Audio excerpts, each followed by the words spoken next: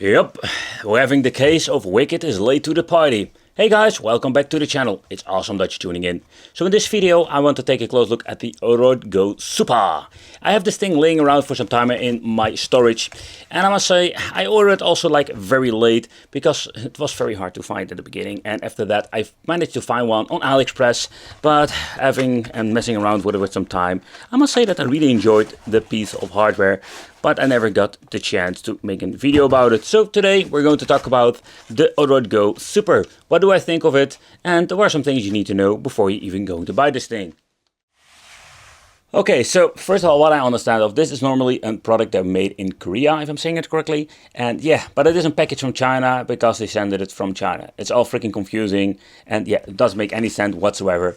But the reason I still wanted to make a video about it is that simply because this is a quite interesting piece of hardware and it has a lot of potential. My good friend from the Retro Gaming Show Core channel did a review about this product, but also did a lot of modification because when it comes to the casing, the battery, the joystick, it can be replaced. But I just want to review it as is. Oh, and also take consideration, yeah, it doesn't come with any firmware, you need to put it on it yourself.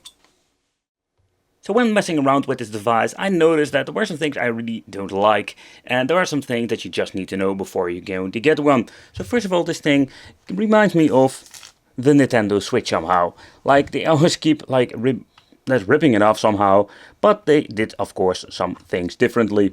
Of course, this is like an Odroid Go, and it works with the rock chip. Yeah, rock chip. Rock chip, yeah, rock chip. Rock chip. Rock chip. Alright, so it's time for the wicked nerdy time, and let's talk about some specifications. So the processor, or known as the CPU, has a rock chip RK3326. So this chip is very common and be found in many different devices nowadays, in combination with the Mali G31 MP2, 1GB of memory, and of course, most of the storage capacity is through the CF card, and it comes with a very nice DVD LCD. Alright, but let's talk about the handheld itself. The D-pad. So I find the D-pad a very important element simply because I use it all the freaking time. The position itself is just spot on. But when you're looking at the way how it feels quite nice, but it's more like a floating D-pad over here. So if this is going to be like perfect for playing, let's say, shmups or beat 'em up, that is something we need to find out. The analog stick that we can find on the left and the right side, I'm not a big fan of it. Yeah, oh man, the grip itself is not that great. A, B, X, Y, the buttons are very tiny, but do get a very nice touch. Two clicky buttons that we can program. Then we're going to get rubbery buttons over here. At the top we're going to get the shoulder buttons, volume control on and off, Type-C for charging and data transfer, and the USB, for example, if you want to have an attachment or a controller connected with it. So it's quite an interesting option what you can do all with it. Like the mono speaker, I'm not a big fan of it. It's quite loud.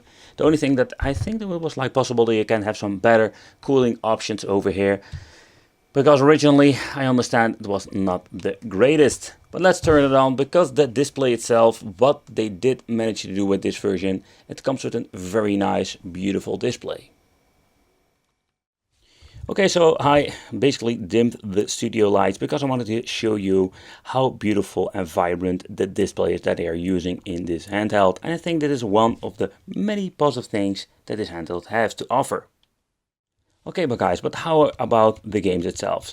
So basically what you can do with it, you can play all 16-bit, 8-bit games, but the question remains, this rock chip, it's maybe all kind of fancy and powerful, but it will have its limitations, especially when you're looking at some different things, especially when you're looking at the N64, PlayStation Portable, the stuff that a lot of handhelds won't run because it's just not powerful enough. And I'm just going to be honest, it's the same story with this one.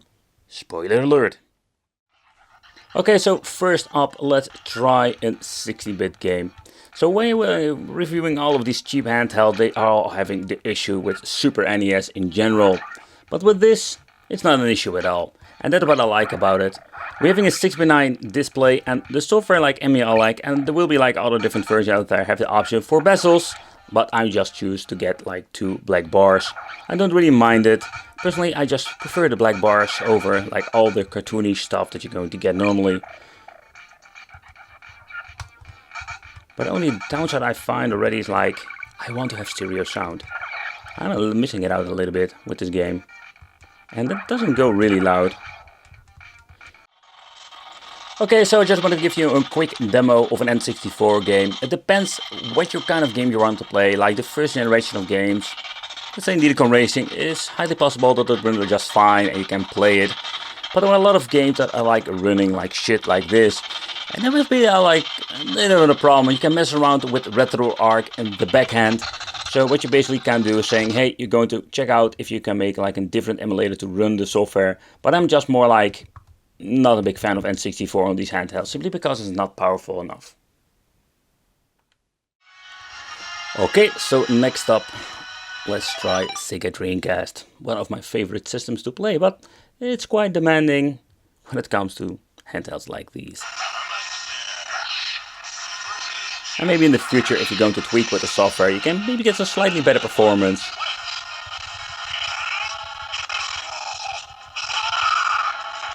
But you can see like it dips back to 35 and doesn't reach its full speed of the game. Such a big bummer.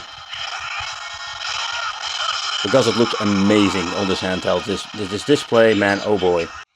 So it has been a very long time that I must say that I find a handheld that runs PlayStation 1 not perfectly. And I mean, like most of the time you're going to get the really cheap handhelds from China, like think about $25 that have issues. But let's say there was a road to go. It did, you can see like it drops sometimes with some FPS, but in my opinion it's not a big of a bummer because it still runs the game pretty good to the eye. Of course now you can see the number in the right top corner. Yeah, it looks like, and the D-pad are working. Okay, so with PlayStation Portable it's the same story when it comes to the overall performance. Now what you're going to get is most time storing stuff, not booting up, and some games are playable. For example, with this title. You can hear like a hiccup here and there. It is not even running on the full 30 FPS that it needs to be getting. This game is still playable. But here you can see like shooting in freaking rocket. It needed to load and it got a dip. You can also tweak with the settings and say, let's do frame skip, stuff like that, to get it actually like a little bit better working with some games. But in overall, like these Chinese emulation systems are just not powerful enough to run PlayStation Portable. Yeah, so this device has a translucent case, so you could basically see the freaking parts. But I still wanted to do a tear down and do a quick overview. So first of all, what I really like about these handhelds, like you can plug out the battery very easily. So if you want to replace it with a bigger one, or you want to replace with the same one because the one is broken, you can just plug it out, replace it. I think they're using kind of double-sided tape, but that's like not a big of an issue. Over here we're going to get the rock chip, the RK3326, and this is a common chip nowadays. They are using it so often now, and that's also like why you're seeing a lot of the same performance. Then we're going to get the memory modules over here. You can basically plug out the flat cable for the display. So yeah, over here we're going to get micro switches for all the, let's say, triggers, and they're like put in very easily, like you can slide it in and that's it. Construction is quite simple in my opinion, but overall it looks nice. Maybe a better cooling element for over here because it's getting really hot. But yeah, let me know in the comments what do you think of the construction. Are you a fan of it, or are you more like give me a metal shell because I like it more? Okay guys, so what do I think of the Odroid Super Go or the Odroid Go Super whatever? The thing is, like, there is always, like, in my opinion, something that they mess up. So let's begin bitching about the speaker. I'm more like, there is room. Why are not having two speakers? It gives like a better audio experience, because beside the display and audio part is very important. The D-pad plays okay. It's not the best D-pad I've played, but it is better than like the Chinese having 4 separate buttons. The analog sticks, for me, this needs to be like an instant mod thing, because the original ones are like freaking awful. Very slippery, don't like it at all. Okay, the A, B, X, Y buttons, a little bit too small. The touch is nice.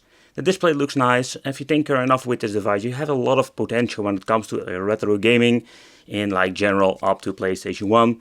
Above that, it will be slightly tricky, simply because this device is not powerful enough. Okay guys, let me know in the comments what do you think of this. It's one of the many handhelds with the RK32, did I say it correctly? Yeah, 30326 chip inside. I want to thank you for watching. Consider subscribing, hit the little bell, become one of the Wackers family, and we'll see you in the next video.